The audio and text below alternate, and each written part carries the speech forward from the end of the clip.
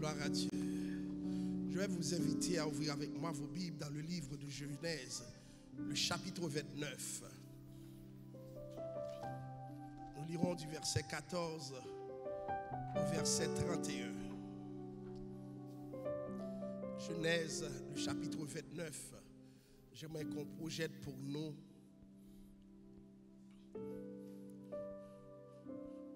cette portion de lecture qui servira de cadre de référence pour le développement de notre message ce matin.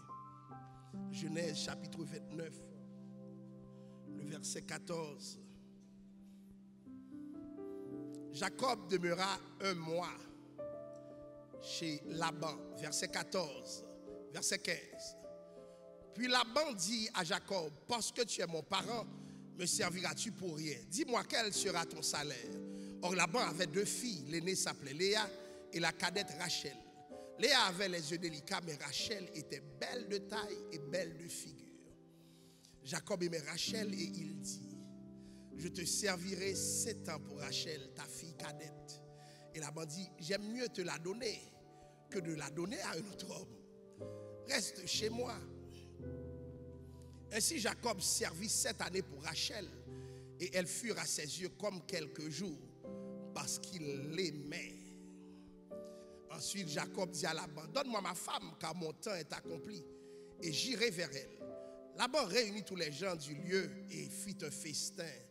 Le soir il prit Léa, sa fille, et l'amena vers Jacob qui s'approcha d'elle. Et Laban donna pour servante à Léa, sa fille, Zilpa, sa servante. Le lendemain matin, voilà que c'était Léa. Alors Jacob dit à Laban, qu'est-ce que tu m'as fait? N'est-ce pas pour Rachel que j'ai servi chez toi? Pourquoi m'as-tu trompé? Laban dit, ce n'est point la coutume dans ce lieu de donner la cadette avant l'aînée. Achève la semaine avec celle-ci et nous te donnons aussi l'autre pour le service que tu feras encore chez moi pendant 7 nouvelles années. Jacob fit ainsi et il acheva la semaine avec Léa. Puis Laban lui donna pour femme Rachel, sa fille. Et Laban donna pour servante à Rachel, sa fille, Bila, sa servante. Jacob alla aussi vers Rachel, qu'il aimait plus que Léa. Et il servit encore chez Laban pendant 7 nouvelles années. Le verset 31 qui m'intéresse. L'Éternel vit que Léa n'était pas aimée, et il la rendit féconde, tandis que Rachel était stérile. Que le Seigneur daigne bénir cette portion de lecture pour notre édification commune. Nous allons parler du mariage dans la pensée de Dieu. Comment Dieu lui-même conçoit le mariage, puisque la conception de l'homme moderne a dénaturé ce que le mariage devrait être. Je pourrais dire que aujourd'hui le mariage est vidé de sa substance. Nous faisons notre affaire, nous l'appelons mariage, mais nous allons voir comment le mariage biblique fonctionnait et nous allons engager justement l'un des principes fondateurs, celui de la responsabilité d'aimer. La responsabilité d'aimer dans le mariage. Je parle de responsabilité, tenez-vous bien, et non de choix. Chers amis, le créateur de cette institution qu'on appelle mariage est Dieu lui-même. C'est-à-dire, Dieu détient le brevet du mariage. Nous ne pouvons pas penser le mariage en dehors de Dieu, puisque c'est lui qui crée cette institution. Le problème, c'est que, à cause de l'amour qui change en fonction de plusieurs paramètres, dont la culture, n'est-ce pas, l'argent, quel autre paramètre encore? Je dirais l'amour est même géographique. Chers amis, à l'époque de la Bible, nous n'aimions pas juste pour nous-mêmes. Et c'est ça le problème quand nous rentrons dans le mariage. Nous y rentrons pour nous-mêmes d'abord. Pourquoi tu te maries avec un tel? Eh bien, parce que je l'aime. Est-ce mauvais? Non, ce n'est pas mauvais. Mais nous allons engager certains principes ce matin qui va pousser plus loin, qui va creuser un peu plus ce principe. Je me marie parce que j'aime. Donc, si je n'aime plus, j'ai en principe le droit de me désengager. Parce qu'à la base de l'amour, aujourd'hui, se trouve ce que j'ai appelé l'autre jour, à la suite de l'auteur, une éthique personnelle. Je me marie pour m'épanouir. Je me marie pour être bien. Je me marie parce qu'on dit que lorsque je suis chrétien, je ne peux pas faire du sexe. Eh bien, je vais me marier pour faire le sexe. Cher ami, lorsque le mariage se base sur ces prétentions, vous allez être déçus tôt ou tard. Parce que celui qui est au centre du mariage est mis dehors. La première raison pour laquelle on se marie, même si on ne l'évoque pas, on se marie pour Dieu. On se marie pour la gloire de Dieu. Je le répète, on se marie pour la gloire de Dieu. Ce n'est pas sans raison Dieu prend le temps de légiférer sur le mariage. Parce que si c'était juste, j'aime quelqu'un, oh, je capote quand je la vois, etc. Si c'était juste ça, hein, ce serait simple. Hein? Est-ce que c'est parce que ton cœur bat la chamade que tu te retrouves en couple? Quand ton cœur ne battra plus la chamade, qu'est-ce que tu vas faire?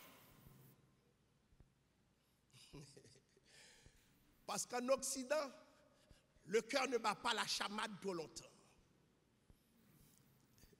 Sous les maquillages, la personne sera très belle, exquise. Si cette personne passe sous les bistouris, elle sera encore plus belle. Sauf que le temps a toujours raison de chaque visage. Le temps a toujours raison. Je regardais ma fille qui me disait, où sont passés tes cheveux, papy? J'ai dû montrer des photos pour dire, j'en avais des cheveux. Les cheveux ont déserté. Le temps change tellement de choses, chers amis. Le temps change aussi le rythme avec lequel le cœur se bat quand on voit l'autre. Rappelez-vous quand vous veniez vers la personne comme, je ne sais pas, pas fiancé, tu voyais la personne te parlait au téléphone, c'était un ange de Dieu. Demandez à tous ceux qui sont mariés aujourd'hui, est-ce que l'ange est toujours dans la maison? Ce même ange, tu trouveras qu'il parle trop, qu'il ronfle trop. C'est mon cas. Je bénis le nom du Seigneur. Nous ne resterons jamais entiers comme nous sommes venus dans le mariage. Et c'est pour cela, c'est compte tenu de ces changements que tout le monde change à l'intérieur du mariage. Je vous avais dit l'autre jour que ce sont deux étrangers qui se marient. Et plusieurs personnes qui ne comprennent pas le principe sont piégées. Puisqu'ils veulent quelqu'un dont ils maîtrisent tout. Beaucoup de personnes pensent rencontrer la personne parfaite. Si vous estimez que vous avez trouvé la personne parfaite, alors vous êtes fou. On disait l'amour rend aveugle, mais l'amour t'a rendu fou. Parce que très tôt, tu te descendras sur terre pour voir que ta folie ne peut que te mener à ta ruine. Dieu seul est bon et quiconque dans le mariage peut nous décevoir. Cessez, parce que vous êtes sous l'emprise de l'amour, de vous mettre dans une posture de vulnérabilité. comme si vous aviez rencontré la perfection, parce que vous allez vous désenchanter très tôt. Le mariage n'est pas un lieu où on rencontre la perfection de l'individu.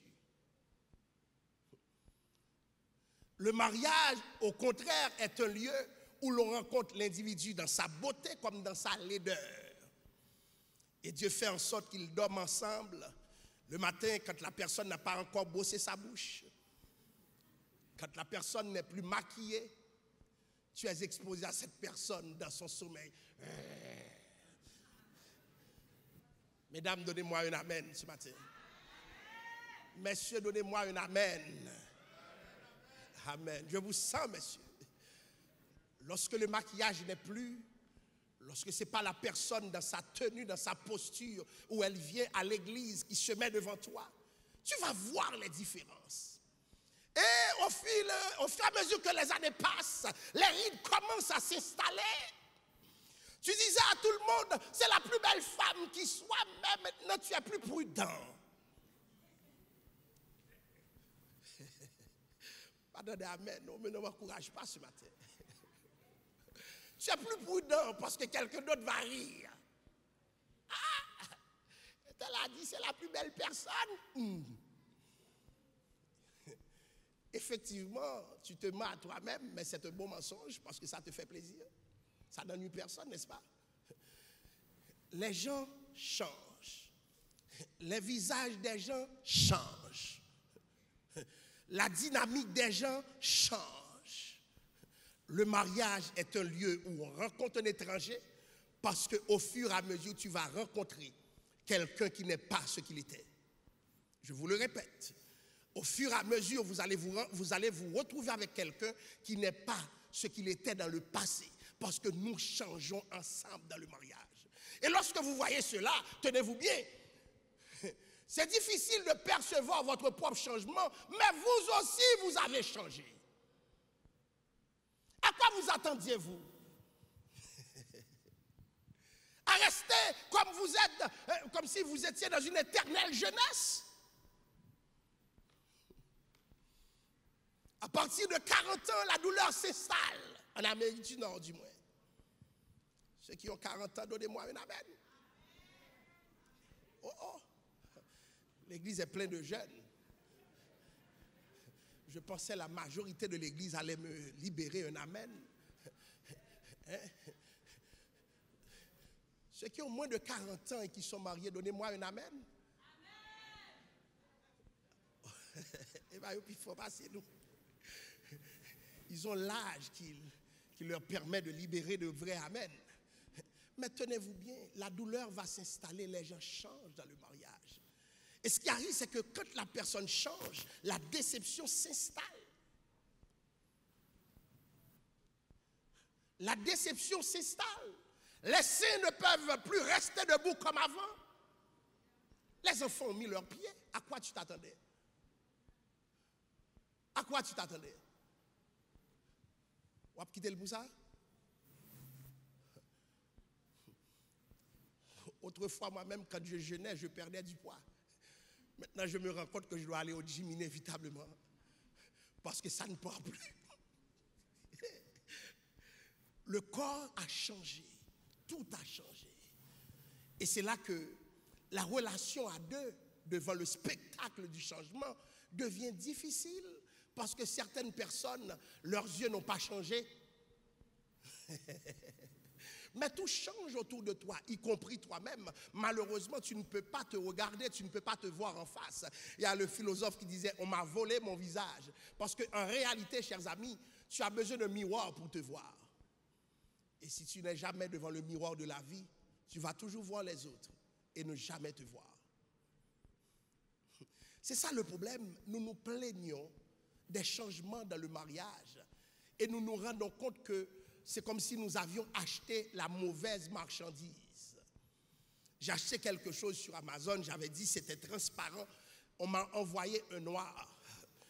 Et puis qu'est-ce que j'ai fait?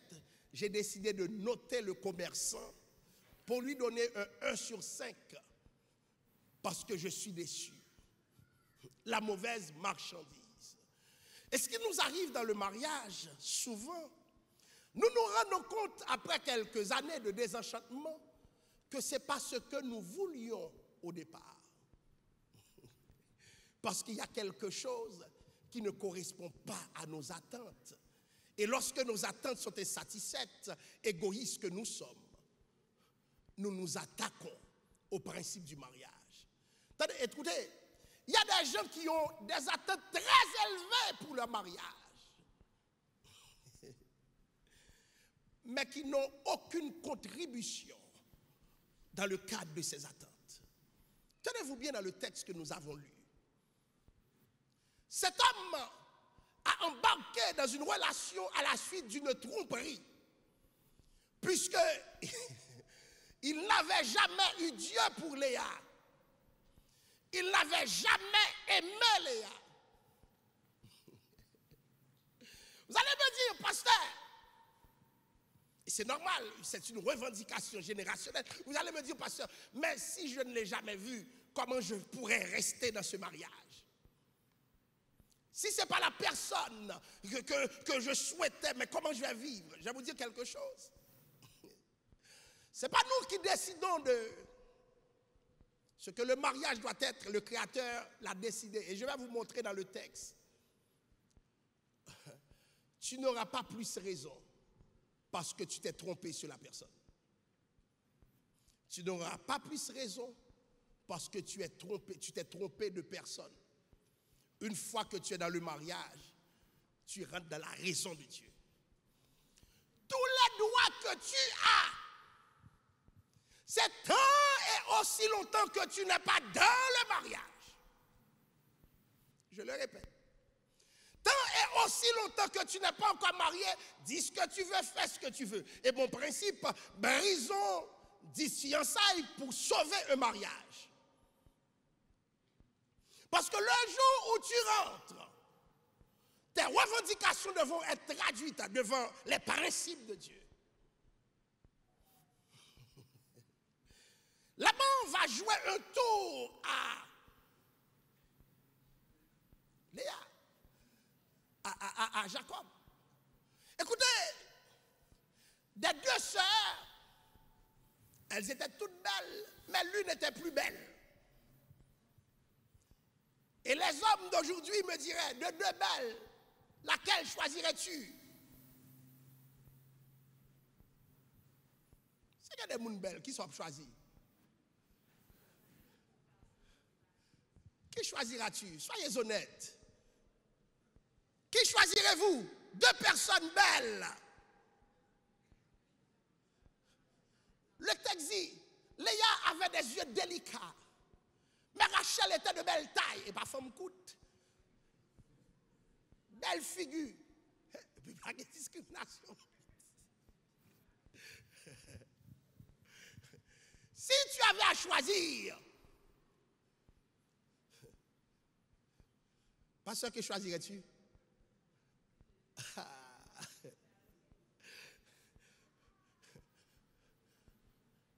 Dans nos églises, la claire va toujours passer plus vite.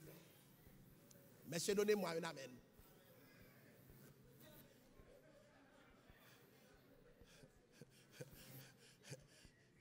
Ils ont des défauts. Je vais vous dire quelque chose, même si tout le monde est là, tu vas toujours entendre qu'on te demande pour la belle de l'église. Il y a des jeunes filles ici desquelles on vient me parler. Parce que pour toutes les filles qui sont là, les hommes regardent ce qui frappe leurs yeux. Et c'est en regardant ce qui frappe les yeux que Laban a pu contrôler cet homme qu'on appelle Jacob. Jacob nourrissait des envies pour la cadette. Mais que va faire Léa? Est-ce qu'on va laisser Léa? La première chose qui m'a frappé dans le texte, Rachel a valu à Léa combien de temps? 14 ans.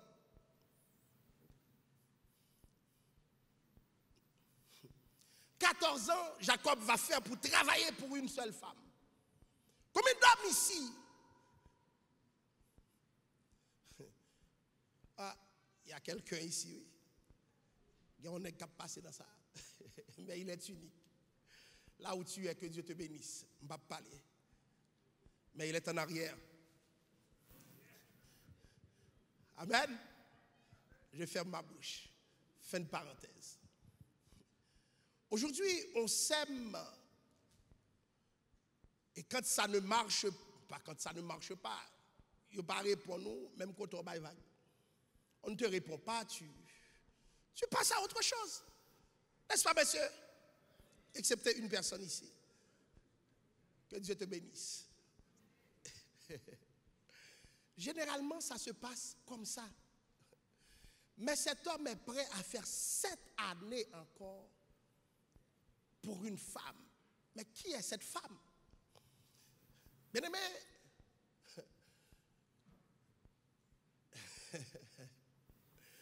j'ai vu des gens qui prétendent aimer, qui ne sont même pas capables de petits sacrifices. J'ai vu des gens qui prétendent aimer, qui ne sont même pas capables. Chérie, va prendre quelque chose pour moi. On va prendre. Qu'est-ce que tu as? Et puis, tu es dans un mariage. Tu es dans quoi? Dans un mariage? Est capable de faire le moindre sacrifice. Un monstre qui marie quelqu'un d'autre. Ce n'est pas normal. Ce n'est pas normal. C'est ce genre d'investissement, lorsqu'il n'est pas là, qui veut dire que le mariage va mal tourner. Je vais vous dire quelque chose. Les femmes qui sont ici, méfiez-vous de quelqu'un, si vous n'avez pas encore choisi, qui n'est pas prêt à tout faire pour toi. Vous entendez ce que je vous dis? Vous allez marier quelqu'un, ce n'est pas seulement aimer cette personne, mais voyez bien de quoi cette personne est prête pour toi. Et l'une des choses, si tu vois à chaque moment cette personne veut laisser, c'est comme si c'est une faveur qu'on te fait, il y a un problème. L'engagement. Jacob va vivre 14 ans en train de travailler juste pour une femme. C'est romantique. Mais là où le texte est moins romancé, c'est l'Éternel qui rentre dans l'équation. L'Éternel qu'on met toujours dehors. Parce que le mariage est notre affaire, nous voulons le vivre comme nous le souhaitons. Regardez ce que dit le texte. L'Éternel vit que Léa n'était pas aimée. Chers amis, l'autre jour je vous parlais de l'endurcissement du cœur. Et aujourd'hui je vous dis autre chose. Lorsque la personne que vous mariez n'est pas aimée, Dieu rentre dans l'équation pour rééquilibrer les choses. Tu penses faire comme tu veux. Tu maîtrises ta femme, tu maîtrises méprises ton mari. Et puis comme si Dieu est là en train de te regarder, fais comme tu veux. En vérité, tu le paieras. L'Éternel vit que Léa n'était pas aimée. Et l'Éternel s'est dit, je vais corriger la question. Mais attention, bien-aimé, moi ma préoccupation, mais il n'a jamais voulu Léa. Il n'a jamais souhaité Léa, mais laissez-nous tranquilles. Mais sauf que ce n'est pas moi le pasteur, c'est Dieu qui a parlé. Moi j'aurais voulu comprendre, ceci c'est dans notre génération, bon moi je ne t'ai pas aimé. Moi je me rappelle, j'étais jeune à l'église et puis il y a une fille de l'église, j'ai entendu qu'elle a fait une révélation. Mais elle était généralement précise dans ses révélations. Mais lorsqu'elle dit quelque chose, sa parole devient vérité. Elle voit toujours tout. Mais cette fois-ci, elle a vu qui? Moi. Même Kiambaka dit. Je suis tellement saisi que c'est moi qui vais être son mari. La première chose, je fus ébranlé. J'ai dit, oh, cette personne, Et puis j'ai fait une prière, Seigneur, j'accepte de rester célibataire à vie.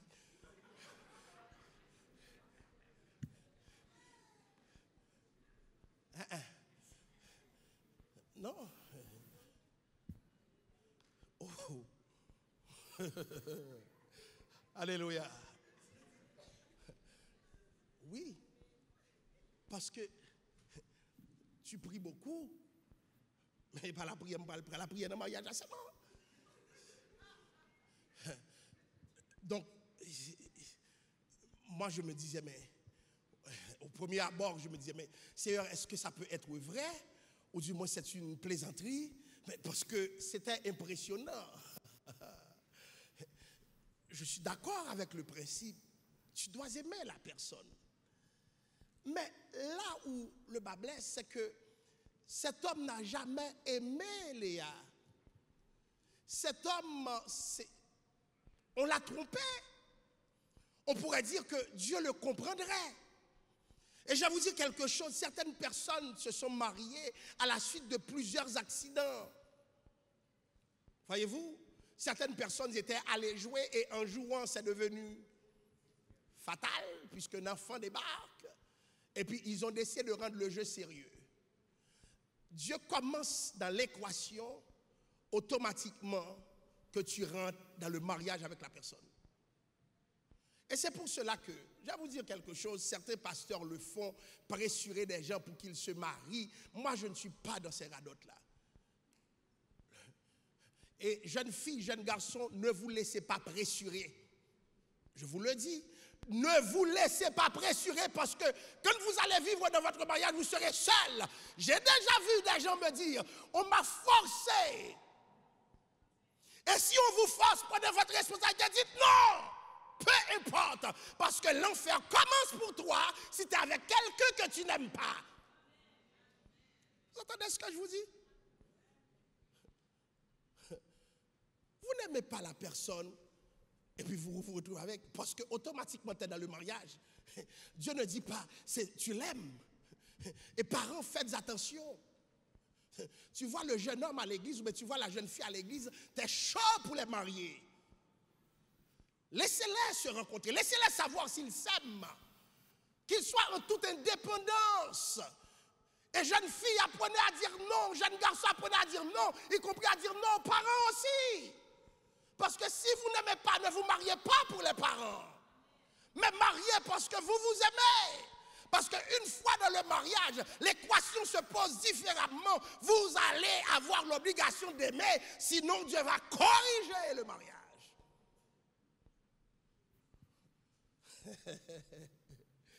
Combien de personnes sont mariées parce qu'on les avait forcées? Combien de personnes sont mariées parce qu'ils voulaient plaire aux parents? J'ai vu un petit jeune homme pour toi. Il prie beaucoup. C'est le fils de mon ami. Et t'as jamais vu cette fille à l'église? Laissez les gens choisir eux-mêmes. Parce que la douleur du mariage se vit seule. Je le répète, la douleur du mariage se vit seule. Parce que j'ai beau vous marier, beau discours, parrain, marraine, mais quand on vous laisse, le mariage commence. Parce que dans le mariage, il n'y a pas que la lune de miel, il y a ce que j'appelle aussi la lune de fiel. Et quand la lune de fiel arrive, lorsque les premiers défauts commencent à s'exacerber, bon, tu étais le fiancé ou la fiancée, c'est normal, la personne ne va jamais te montrer toute sa colère. Mais maintenant que tu es dans la maison, tu rencontres la vraie nature. Elle n'est pas belle, mais tu es marié. C'est pour cela que nous devons prendre le temps de savoir avec qui nous avons affaire dans le mariage. Parce que tu peux tomber sur le diable. Dans le cas de Jacob, Jacob n'a jamais aimé Léa. Dieu pouvait dire, mais puisque tu ne l'as jamais aimé, je te comprends. Je te comprends. Mais qu'est-ce que Dieu a décidé de faire? Celui que tu n'aimes pas, Jacob, je vais la rendre féconde. Parce que si toi, on t'a fait du tort, elle n'y est pour rien. Il y a des gens qui sont entre tes mains. Chéris ces personnes. Pourquoi tu veux détruire la vie de la personne? Pourquoi tu veux devenir un méchant? Ce qui m'indispose, c'est tout le monde dit de toi, tu es une bonne personne, tu es une bonne personne. Et puis chez toi, tu es le diable en personne. Et puis tu lèves tes mains, tu es l'évangile que tout le monde, rempli par l'esprit, et puis tu es comme ça. Tu n'as jamais vu ces gens? Dans tous les échelons des affaires de l'Église, le premier lieu qu'ils détruisent, c'est leur maison. Et je vais vous dire, quand ils finiront de détruire leur maison, ils vont détruire l'Église aussi. Parce que ce qui se passe dans leur maison va se parler partout à l'Église. Si tu ne peux pas aimer ta femme correctement, si tu ne peux pas aimer tes enfants correctement, comment tu peux aimer les gens de l'Église correctement? Vous êtes là? Certaines personnes montrent de l'amour pour tout le monde, mais quand on te dit ce qui se passe chez eux, tu te rends compte que le diable est en train de marcher tout vivant sous talon qui quitte. Comment s'appelle ce film? Le diable sur des Prada. Ah, j'ai oublié. Faites attention, chers amis. L'étranger dans le mariage. L'Éternel vit que Léa n'était pas aimée. Qu'est-ce que Dieu vous fait dans votre relation parce que vous n'aimez pas votre femme? Qu'est-ce que Dieu vous fait dans votre vie parce que vous n'aimez pas le mari? Qu'est-ce que Dieu vous fait? Vous pensez que Dieu regarde comme ça? La personne a cru en toi. Vous pensez que Dieu va regarder et croiser les bras? Dans l'équation du mariage, Dieu s'invite. Et c'est à ce moment qu'on se rend compte, je ne me mariais pas juste parce que mon cœur battait, mais je me marie aussi pour Dieu. Je me marie, Dieu est l'autre invisible dans l'équation, parce que celui qui finalise le mariage, c'est Dieu lui-même, celui qui a dit, il n'est pas bon que l'homme soit seul. Nous avons beau le mettre à côté, mais quand le mariage s'installe, que tu l'invites ou non, il s'installe aussi, parce que c'est lui qui a créé cette institution. Et dans le cadre de cette institution, ne dis pas qu'on m'a trompé. Je me suis trompé de personne. Ce n'est pas cette fille que j'attendais. Quand je la mariais, tout ce que je lui disais, fiancée, elle acceptait. Mais maintenant que je suis marié avec elle, elle veut faire ses propres affaires. À quoi tu t'attendais? Tu vas la remettre à ses parents? Toi, retourne chez tes parents pour voir. Et puis, parents, faites attention, ce n'est pas vos responsabilités. Dis-leur, arrangez-vous. Vous savez ce que je vous dis là? Arrangez-vous. Une fois que la personne franchit les portes de la maison, la personne doit être responsabilisée à l'effet qu'ils sont ensemble. D'abord, pourquoi? Le texte dit, l'Éternel vit que Léa n'était pas aimée. Je vous le dis, ça fait mal. Une femme qui se rend compte que son mari ne l'aime pas. Tu te lèves chaque jour avec la personne, tu es sûr d'une chose, cette personne ne t'aime pas. Et quand c'est, tous les problèmes peuvent se poser, mais quand c'est la personne qui ne t'aime pas, je vous le dis, moi comme pasteur, je ne sais même pas comment faire de la relation d'aide, de l'accompagnement pastoral, si vous voulez bien. Pourquoi? Parce que la base de tout, c'est l'amour. Mais j'ai compris que la base de tout est plus que l'amour. Il y a aussi la responsabilité. Vous vous êtes marié pas parce que vous l'avez voulu, mais une fois que vous mariez, dites que à cause du Seigneur, de la crainte de Dieu, nous allons faire un effort. Ces messages-là ne font pas plaisir. Vous savez ce qui est pire dans le texte? Léa va avoir des enfants. Bien-aimés, ce que j'aime avec Dieu, pour ceux qui souffrent dans leur foyer ce matin, le Seigneur voit et le Seigneur toujours envoie un secours. Vous entendez ce que je vous dis? Léa, dans le temps, c'était important de faire des enfants. Léa commence à faire des enfants, on n'en peut plus.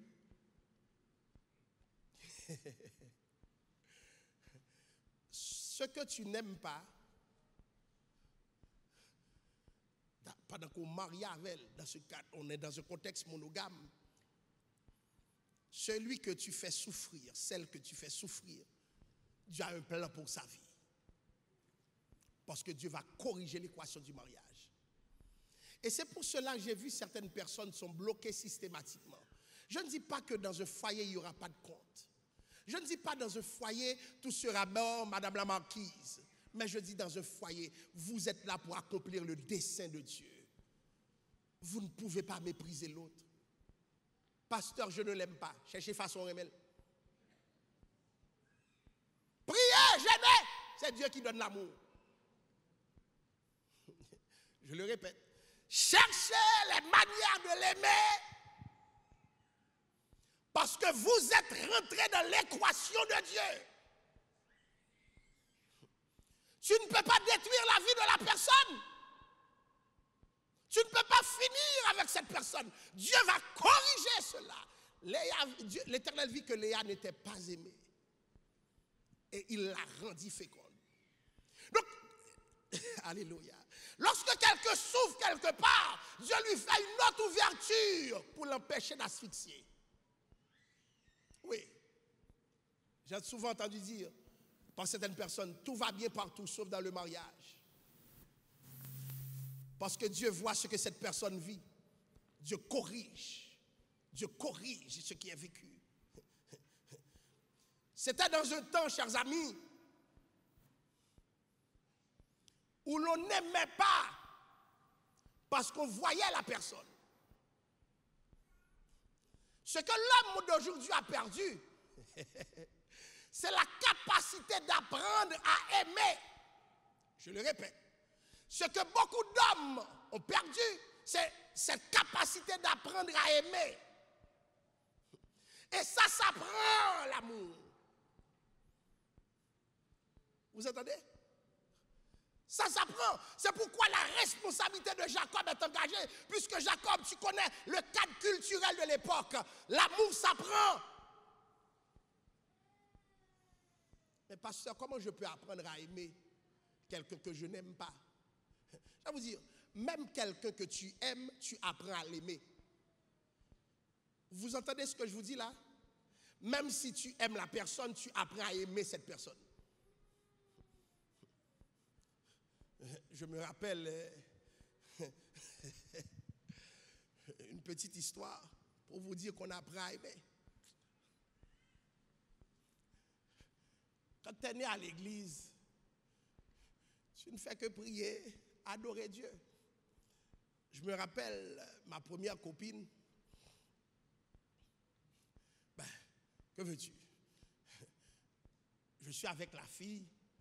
J'ai pris mon courage à deux mains pour la courtiser. Et puis on est ensemble. Et puis, bon, moi je sais parler. Je sais écrire aussi. Ça joue à mon avantage. Mais savoir aimer, c'est autre chose. Pendant que je suis dans la voiture, je me rappelle, je conduisais, je sortais du travail, je suis allé la chercher.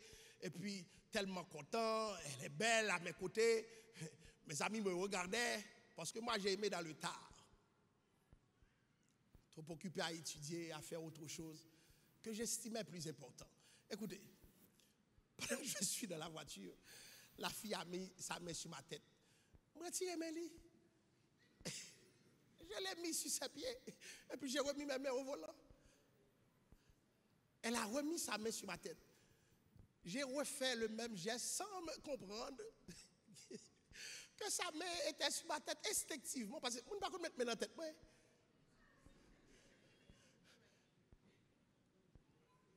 Elle a pété une corde de sa voiture en me disant, Junior, je ne suis pas ta soeur. Oh, tellement saisi, monsieur. La vitre était montée, je l'ai descendue. Je dis, eh bien, ma soeur, avec un pasteur, oui, comment le marier là? J'ai compris la leçon. C'est normal. Je ne suis pas le genre affectif romantique. Je dois apprendre à l'aimer. L'amour, ça s'éduque. L'amour, ça s'apprend. Hein? L'amour, ça s'apprend. Nous prenons pour acquis que depuis que la personne commence à te sourire, la personne sait aimer. C'est faux!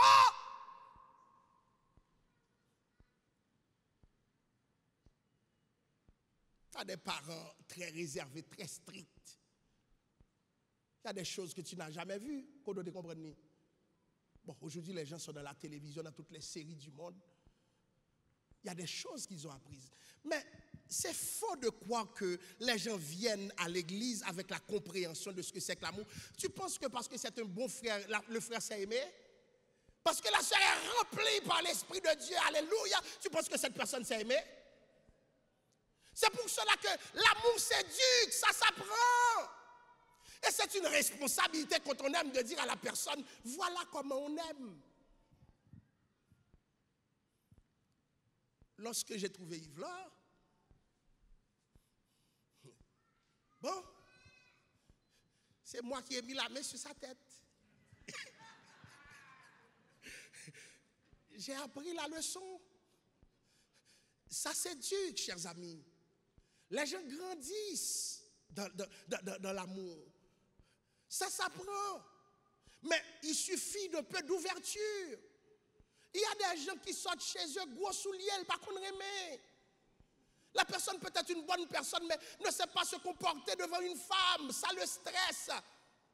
La personne se sent vulnérable. Je ne serai plus un homme si je montre de l'amour. Mais tu dois éduquer cette personne. Parce que nous prenons pour acquis que, parce que la personne est serviteur de Dieu, servante de Dieu, que cette personne sait aimer. Et pourtant, l'amour s'apprend. Et c'est pour cela que je crois comprendre Dieu qui vit que Léa n'était pas aimée. À l'époque, comment ça se passait? Écoutez, Abraham va choisir un enfant pour qui? Isaac. Est-ce que Isaac connaissait cette femme?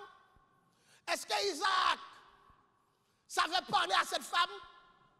Et pourtant, Isaac l'aima. Pourquoi? Parce que cette ouverture, c'était culturel. On apprenait à aimer. Mais aujourd'hui, on apprend à voir, à regarder, à me demander des preuves. Oui.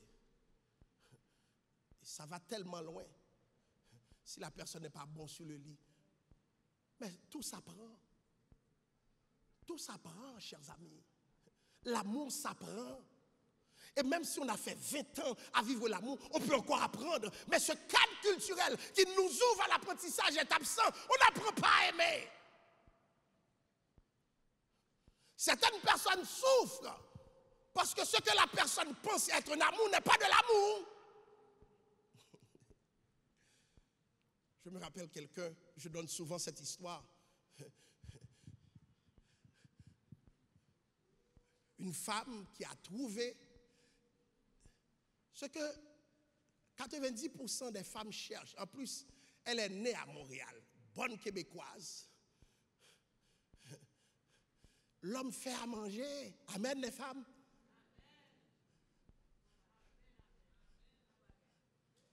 L'homme fait à manger. Moi, je suis allé chez eux, et puis c'est le monsieur qui accueille les gens. Je regarde madame, moi.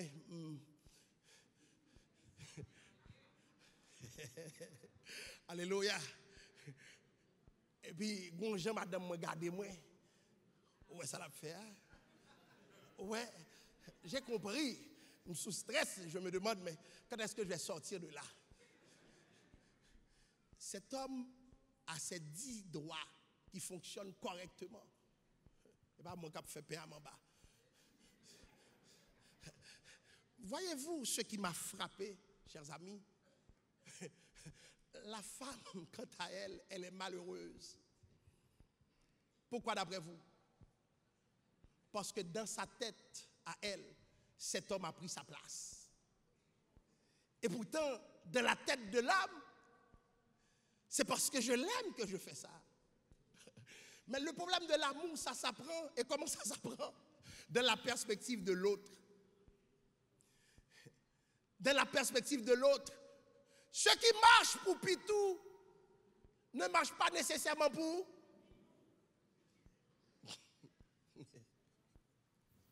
L'amour s'apprend, bien aimé. dans la perspective de l'autre. Ce n'est pas parce que tu apportes des fleurs, c'est la fleur que la personne a besoin, que des gens de l'argent ont besoin. Et ce n'est pas parce que tu sais faire à manger que la personne est plus contente. Il y a des personnes, c'est autre chose que la personne cherche. Et c'est pour cela que le problème de Jacob est entier. Jacob avait la responsabilité d'aimer. Je vous le répète, c'est toujours deux étrangers qui se rencontrent. Parce que tu changeras forcément dans une perspective que l'autre ne savait pas. Mais tu as la responsabilité d'aimer. Le problème d'aujourd'hui, nous rentrons dans le mariage irresponsable. Nous rentrons dans le mariage sans savoir que nous avons l'obligation, le devoir d'aimer. Et si tu ne l'aimais pas, si tu sens que tu t'es trompé de personne, tu dois l'aimer quand même. Fais quelque chose, aie une ouverture. Il y a des gens nous tombent avec. Prie Dieu pour que tu ne sois jamais malade. Est-ce que vous avez vu cette semaine un gars qu'on a arrêté pour négligence criminelle envers sa femme? Vous avez vu ça dans le journal cette semaine? On l'a arrêté. La femme, je ne sais pas qu'est-ce que sa femme avait eu qui fait en sorte qu'elle a eu des limitations. Et puis, il ne l'a jamais occupée. Pourquoi? Parce que je vous le dis, nous le faisons parce que nous avons un cadre culturel qui nous rend irresponsables. Aimer, mon apprendre à aimer. Apprends à aimer. Et même dans ton couple, apprends à aimer. Et messieurs, ce que vous voulez, apprenez à le verbaliser. Mesdames, ce que vous cherchez, l'autre peut ne jamais le savoir si jamais tu ne le dis pas. Comment je pourrais savoir qu'une femme n'aimerait pas qu'on fasse à manger? C'est même un harcèlement, oui. Ça fait t'arrive. Quand est-ce que tu vas me faire à manger? Ah, Jésus. Mais il y a un restaurant tout près, chérie. Non, toi. Mais le père et le beurre d'arachide, c'est bon, chérie. Elle m'a regardé. Le regard veut tout dire. Je ne peux pas continuer avec ces niaiseries. Mais je me rends compte avec le temps, je vais finalement trouver une manière de faire à manger. Monsieur, qu'on fait à manger dans la salle, moi, ben.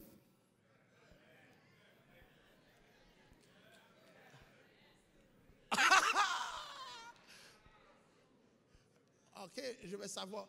Mesdames qui ont monsieur qu'on fait manger, moi, amène.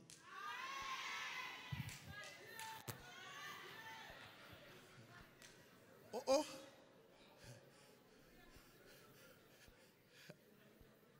N'est-ce pas, c'est moi qui suis minoritaire dans la salle? Je peux parler autant parce qu'aujourd'hui elle n'est pas là. Je rends gloire à sa Dieu. Mais c'est pour vous dire, le défi, c'est de progresser dans la vision de l'autre. Et c'est ce qu'on appelle la preuve d'amour. Comme qu'on fait manger ma bonne l'autre madame. Et je vous dis, l'homme a passé 14 ans pour qui? Pour Rachel. Si tu aimes quelqu'un, tu dois te sacrifier pour cette personne. Nous avons des gens exigeants. Et toi? Il y a des exigences que tu ne peux pas formuler si toi tu n'es pas un exemple par rapport à l'exigence de l'autre. Ferme ta bouche. Tu ne peux pas. Tu ne peux pas. C'est une équation non pas de domination. Parce que tu es homme. Vivre pour faire plaisir à l'autre. Cesse d'être moins égoïste. L'Éternel vit que Léa n'était pas aimée. Je demande pardon ce matin pour tous ceux qui n'aiment plus. Faites attention, Dieu est dans l'équation. Tu le paieras. Tu le paieras. Tu le paieras. Dieu est dans l'équation. Bats-toi pour ton mariage. Bats-toi pour ton couple. Fais tout ce que tu peux pour sauver ton couple. Ne laisse pas tomber. Bats-toi. Dieu te le revaudra. Parce que celui qui crée le mariage, c'est Dieu lui-même. Faites attention à la manière dont vous gérez cette institution. Que le Seigneur vous bénisse.